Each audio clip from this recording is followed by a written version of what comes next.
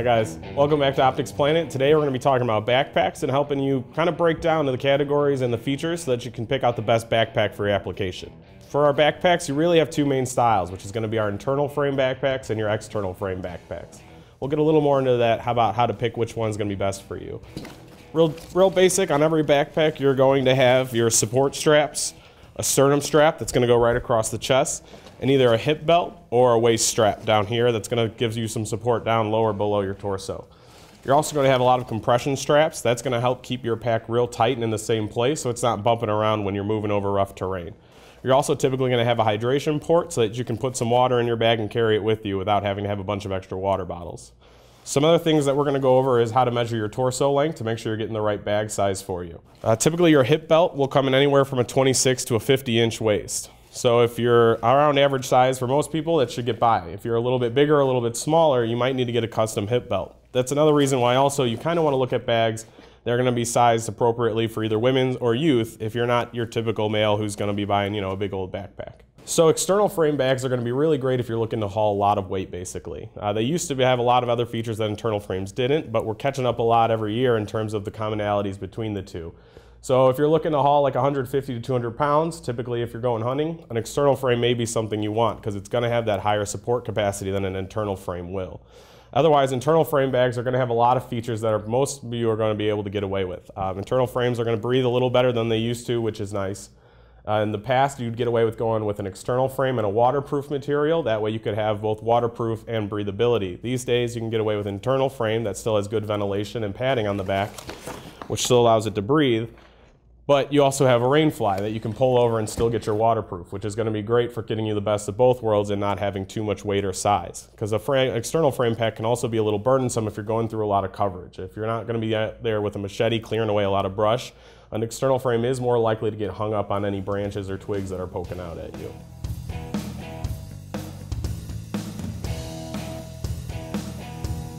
So this is an external frame pack. So as you can see, it's the frame and straps, and that's about it. Some of them will come along with a bag as well, but typically they're going to have your support shelf, your frame, and your straps.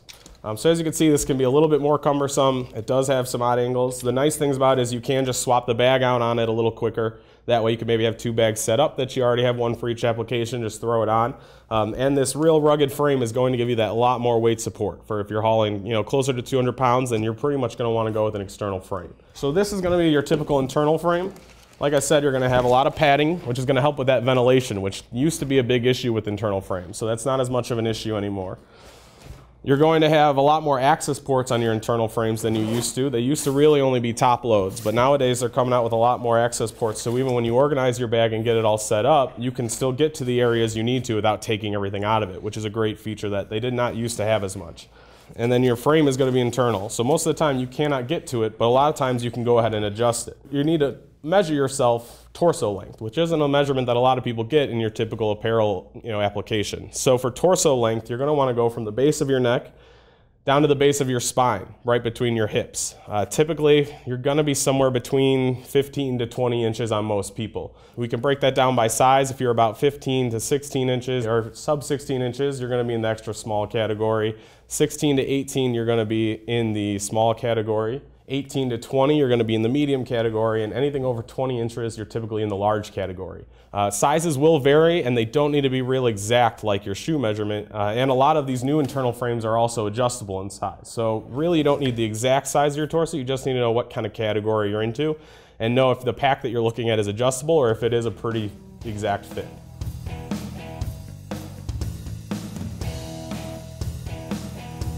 First off, guys, we're going to talk about our day packs. Day packs are going to be the smallest of the size. They're pretty much exactly what they sound like. Basically a bag that's good enough to get your stuff in for the day. You plan to be back by the end of the night. So for your typical day pack, most of them are going to be front loaders, which means that they do like your traditional school backpack, just unzip all the way down to the bottom side and fold out real simple so you can get into them. They are typically going to have your waist straps instead of a full-blown hip belt because they're really not made for that higher weight capacity, and you're probably not wearing them for multi-hours at a time. Some great features on day packs is a lot of the times they're going to be broken down into a lot of smaller compartments. That allows you to completely load the pack up, and if you remember where you put everything, you can get access to it really quick. That way you don't have to dig through it. This Max bag, for example, has a pouch here, a pouch up here, You have your main compartment, and then also with all these great MOLLE straps, you can add whatever other smaller pouches you want to make it as customizable for a modular fit as you need, which is really great. You know, your day packs can be a little bigger. Like I said, typically they lack that padding or support, which is a good way to identify them. They still should be comfortable. They're not going to have as adjustable. A lot of times they won't have a frame at all. So it's something to kind of consider whether you really want a frame or you just want something nice and light and compact that you can grab and get out the door with. We have another day pack for a little bit more of the hunting style. This one does have an internal frame, but it's still really lightweight. You still don't have a lot of padding. It is kind of meant to grab, get out the door, get what you're doing, and you know you don't need days worth of supplies with it. Really, that's going to be our main goal, is to make sure that you can get all your gear in that you need, not more than you need. You know, with packs, a lot of time people might fill them up, try them on in their living room, think, hey, I can handle this. 2 hours into a hike, though, it's not going to feel like the same weight when you have that bouncing around on your back. If you're going out a couple days, you know, you're going to have a couple change of clothes, some more gear, a sleeping bag, things like that. Take a look at that, figure out kind of what size and weight it's going to be, and that'll help you pick out your pack size. Speaking of water, a lot of your packs, even your day packs, are going to have hydration sleeves that are going to hold a hydration bladder, but it's pretty rare that they come with the bladder. Most of the sleeves are sized pretty universally to fit up to a 3-liter bladder, but just check out also to be sure when you are looking at a specific bag. What size is the hydration sleeve, and then does it come with one? Typically it'll be 3 liters and not come with one, but it can vary, so that's also something you want to make sure you keep an eye on.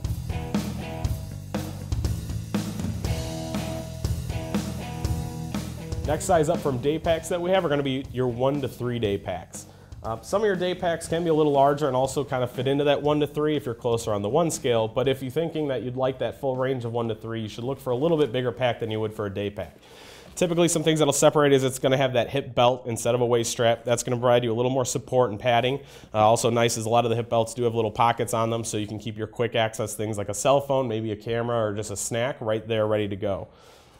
Also for your day packs, typically they are going to have that internal frame, which is going to help support that weight a little bit more. Also great about 1 to 3 day packs is while you can kind of compress them down real light for a 1-day load, maybe use it as a day pack, and then you can still expand them out to a 3-day capacity if you're going on a little larger trip. Another reason I really like the Max bags is because they do have all that MOLLE webbing on it, which allows you to hook up additional pouches. So you can take maybe a 1-day size bag, add a pouch or 2 up to it, and easily get your 3-day capacity for that trip. That also still gives you that great organizational capacity, because then each pouch you know exactly what's loaded into where, and you can get to it really quick if you need to for any reason.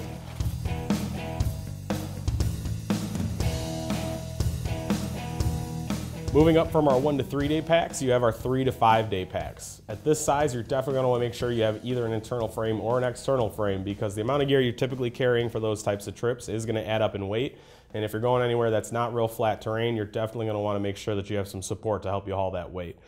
The Everly Stock Just One pack is one of my favorite 3 to 5 packs. The great thing about this pack is that you can compress it down really tight for, say, your 3-day trips or even a 2-day trip. It's not too bulky, but you can go ahead and blow it out a lot bigger and get it up to that 5-day capacity without a problem.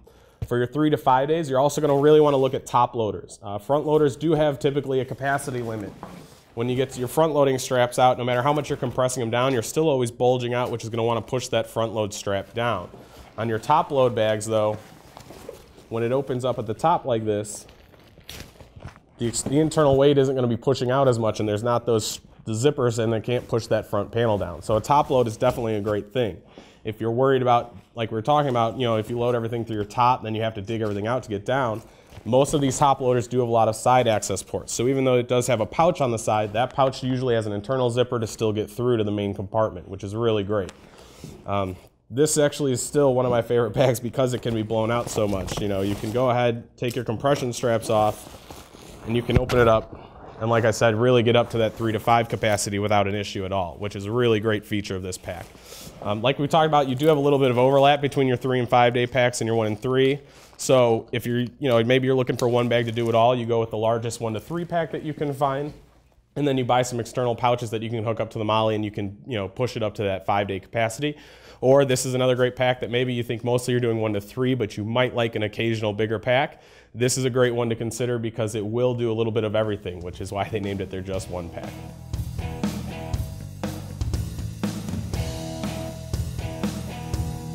Last size we have, guys, is going to be that 5+. This is for any of your longer trips where if you're looking to do an extensive work or carry a lot of gear.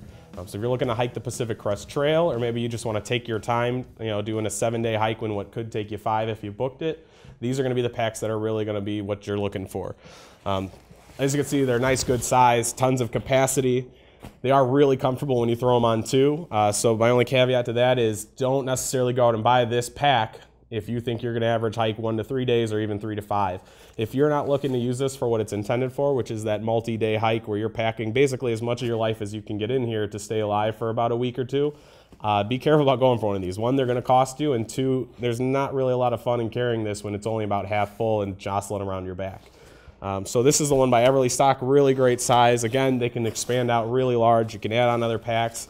You can compress them down real tight, so don't be afraid to fill them with gear, but just make sure that you're using what you need. So there's really, the rule in backpacking is you don't want to carry what you're not going to need, because otherwise you're just putting more weight on your back and it's a waste of everyone's time and energy. So that's a really good thing about our 5+ day packs. Again, they're going to have that larger hip belt with more padding. They're going to have a more robust frame. These do both have adjustable frames on them, which is really great because that way you can position the bag where you want it. Even if it's the right height for you, depending on how you load that bag out and where you put the weight, you might want the bag to sit a little higher or a little lower depending on the terrain you're going to be on and what exactly you're carrying in that bag. Once again, my name's Matt. This has been the Optics Planet Backpack Guide. If you want to see some more of our videos, check out our link below.